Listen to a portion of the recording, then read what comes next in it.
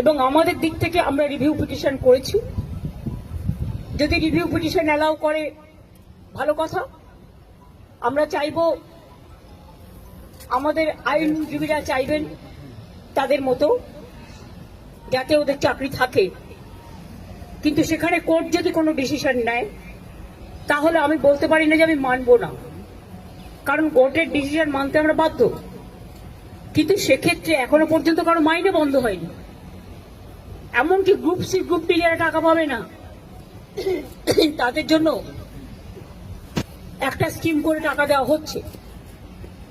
তার উপরে আমি জানি না, আমার একটা জিনিস খুব খারাপ লাগে, যারা উস্কাচ্ছে তারাই কিন্তু মামলাটা করেছে ওদের বিরুদ্ধে। চাকরিগুলো কিন্তু আমাদের জন্য যায়নি, চাকরিগুলো যাদের যাবার পথে দাঁড়িয়েছে সেটার জন্য দায়ী যারা, আমি তাদের বলবো এটা না করলেই পারতেন।